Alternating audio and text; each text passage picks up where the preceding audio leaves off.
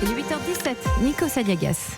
Le député France Insoumise du Nord et nouveau coordinateur du parti, Adrien Quatennens, est votre invité Audrey Crespo-Mara. Bonjour. Bonjour Adrien Quatennens. Bonjour Audrey Crespo-Mara. Ce week-end, vous avez été désigné coordinateur de la France Insoumise, ce qui fait de vous le numéro 2 du mouvement, derrière Jean-Luc Mélenchon. Mais il n'y a pas eu de vote. Alors l'ensemble des éléments qui ont été décidés et les évolutions organisationnelles proposées ce week-end sont effectivement transmises au vote des Insoumis pour 15 jours. Maintenant. Au-delà de la position que moi je vais occuper, parce que je veux bien, Audrey Crespo-Mara, que tout soit lu sous le prisme d'une position hiérarchique, mais en réalité, nous ne faisons pas un parti politique, nous faisons un mouvement, et donc en réalité vous prenez vos postes en fonction des tâches. Il n'y a pas de titre vous devenez quand même numéro 2, mais on a l'impression que c'est Jean-Luc Mélenchon.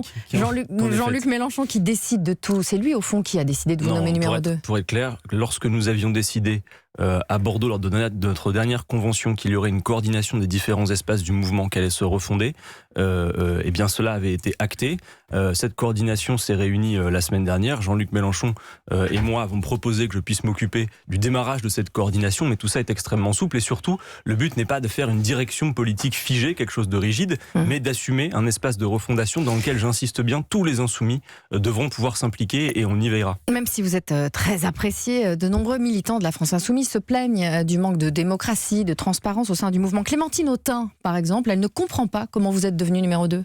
Bon, d'abord, j'insiste bien, Audrey Crespo-Mara, sur le fait que l'événement de ce week-end n'est pas une position hiérarchique des uns ou des autres, une rétrogradation, c'est ce qu'on retient, c'est ce qu'elle retient, Clémentine Autain. C'est le storytelling médiatique et je l'entends tout à fait. Clémentine Autain, c'est pas médiatique. Non, mais le plus important, c'est de voir tout ce que nous faisons pour répondre aux besoins organisationnels d'un mouvement qui a été pensé comme appuyant une candidature à l'élection présidentielle, qui depuis a coélaboré un programme et qui doit continuer à agir. Et qui vous ne feriez pas de la langue de bois là depuis le début de cette interview. Et qui ne veut surtout pas faire de parti politique. J'insiste parce que vous m'avez présenté comme numéro 2 d'un parti. D'abord, c'est le cas. Il n'y a pas de. Non, mais c'est pas un parti politique, Audrey Crespo-Mara. Ce que nous faisons est un objet neuf. Donc, ce qui serait bien, c'est que vous puissiez changer vous aussi votre référentiel. C'est ce que je vous propose en tout cas. On ne voit pas bien la différence, mais Clémentine Autain, elle ne comprend pas. Clémentine Autain est ma collègue dans le groupe parlementaire de la France Insoumise. Les évolutions proposées à l'Assemblée représentative ont été présentées au groupe parlementaire. Chacun d'ailleurs peut s'y impliquer. Donc Clémentine Autain a eu les informations. Et puis ce week-end, pendant nos travaux, je regrette qu'elle n'y était pas parce que je veux bien comprendre qu'elle ne comprenne pas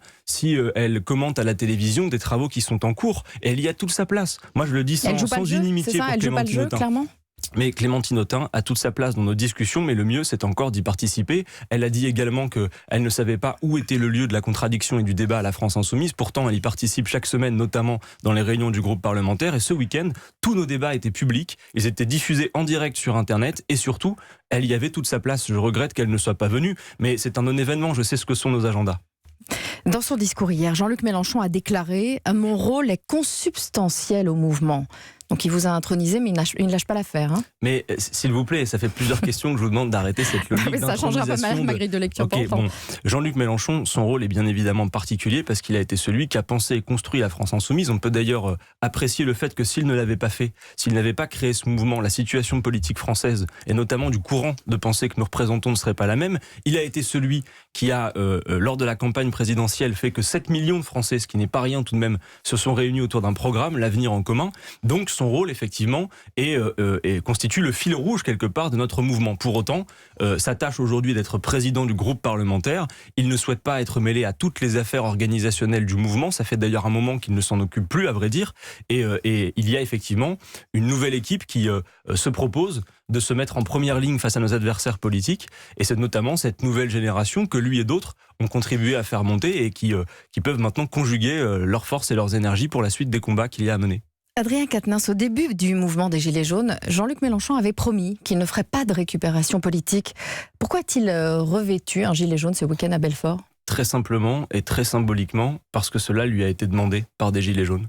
Donc ça suffit à enfiler un gilet jaune. Écoutez, quand de braves gens qui manifestent et qui se mobilisent depuis des mois, qui sont fatigués de cette mobilisation mais sont toujours combatifs, disent à un leader politique on aimerait que vous le portiez, je trouve que c'est une belle symbolique que d'assumer de le porter. Parce que voyez-vous, on a beaucoup commenté le fait que nous aurions voulu soutenir le mouvement des Gilets jaunes pour une logique électorale. Aujourd'hui, on a pu vérifier, notamment à l'aune des résultats aux élections européennes, que les Gilets jaunes, c'est vrai, ne se sont pas tournés vers le vote La France Insoumise, plutôt en tout cas vers Marine pas massivement. Le Pen. Eh bien, est-ce une raison pour ne plus soutenir le mouvement. Non, absolument pas. Preuve, s'il en fallait une, que nous ne faisons pas de récupération, mais que nous soutenons une mobilisation qui représente ce que nous souhaitons, c'est-à-dire le fait que les gens se réapproprient Je la parlais politique. de Belfort, justement. Le gouvernement a promis de mettre la pression sur General Electric pour qu'aucun salarié licencié ne reste, je cite, dans la panade. Vous n'y croyez pas ? Mais le gouvernement est assez impuissant en réalité. Il donne à voir cette impuissance parce que sur tout un tas de sites industriels, je pense récemment par exemple à Ascoval dans le Nord,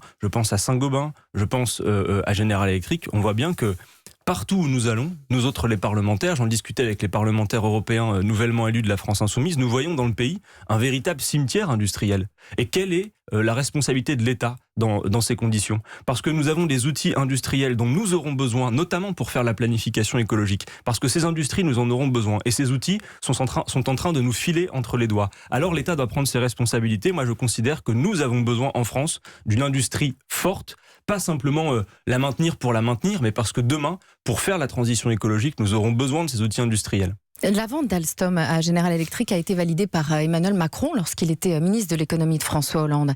Hier, Jean-Luc Mélenchon a souligné que des proches d'Emmanuel Macron font désormais partie de la direction de General Electric, ce qui, selon lui, constitue un grave soupçon.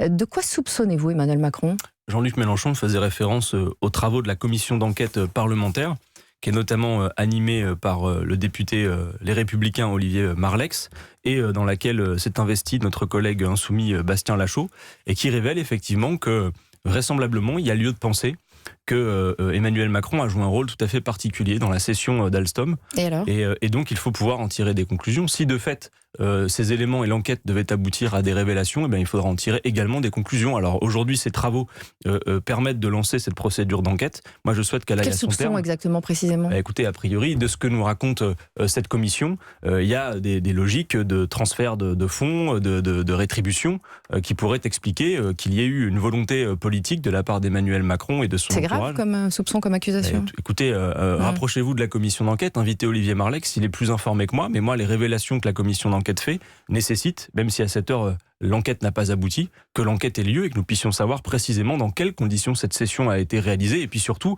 moi je dis à Emmanuel Macron, si vous êtes véritablement soucieux, comme vous le dites, de l'industrie de ce pays et notamment des questions environnementales, eh bien assumez le fait que nous ayons besoin de ces outils industriels pour la suite de ce que le pays a à faire. Adrien Quatennens, la vague de canicule qui s'abat cette semaine sur la France, c'est un rappel de l'urgence climatique. Début mai, le Parlement britannique a voté un texte qui proclame l'urgence climatique. Est-ce que vous souhaitez qu'à l'Assemblée nationale, où vous siégez, on fasse la même chose ? Absolument, Audrey Crespo-Mara, et d'ailleurs nous en avons fait la demande déjà à l'Assemblée nationale. Depuis plusieurs semaines, nous avons demandé que dans la lignée de ce qui a été fait au Parlement britannique, soit déclaré en France l'état d'urgence climatique. C'est pas un symbole avant tout ? Mais non, je pense que c'est l'affichage d'une volonté politique qui permet de se dire, s'il s'agit de se hisser à la hauteur de l'enjeu, c'est-à-dire nous avons 12 ans selon les scientifiques pour changer de modèle économique, eh bien il faut prendre d'amples décisions politiques. Et donc oui, déclarer l'état d'urgence climatique et avoir des politiques qui en découlent. Vous avez la canicule qui s'annonce dans le pays. C'est un des symptômes de ce changement climatique qui maintenant se donne à voir dans notre quotidien, entre les allergies, les conséquences directes de la pollution, le fait qu'il y ait 67 000 décès prématurés par an en France, par exemple, sur la question de la pollution de l'air. Maintenant, le changement climatique est devenu une réalité concrète pour tout le monde dans le quotidien. Il est urgent de prendre ça à bras-le-corps et ça suppose un changement de modèle. Une dernière question, Adrien Quatennens, vous êtes désormais donc numéro 2 de la France Insoumise. Vous n'en démordez pas. Non, j'en démords pas. Et serez-vous candidat à la mairie de Lille dans 9 mois ? J'avais dit qu'il me fallait encore quelques semaines pour réfléchir à tout cela. Je dirai ces prochaines semaines, peut-être avant la pause estivale ou à la rentrée, je vais voir si, compte tenu de toutes ces nouvelles évolutions, je proposerai ou non ma candidature pour la municipale. Vous ne l'excluez pas en tout cas. Ce que je peux vous dire en tout cas, c'est que ce week-end, nos travaux ont montré que la France Insoumise a une stratégie claire pour les élections municipales qui, s'il fallait la résumer à grands mots, consiste à dire que nous n'allons pas nous présenter devant les électeurs pour leur dire votez pour nous parce que nous avons le meilleur programme et que nous allons respecter nos promesses, c'est-à-dire ce que tout le monde dit, nous allons leur dire venez avec nous siéger au conseil municipal et faites par vous-même et nous allons être un outil au service de cette implication et du pouvoir d'agir citoyen. Vous n'excluez pas d'être candidat en tout cas à la mairie de Lille. Je vous donnerai l'information en temps voulu. Merci Adrien Quatennens. Merci à vous Audrey Crespo-Mara.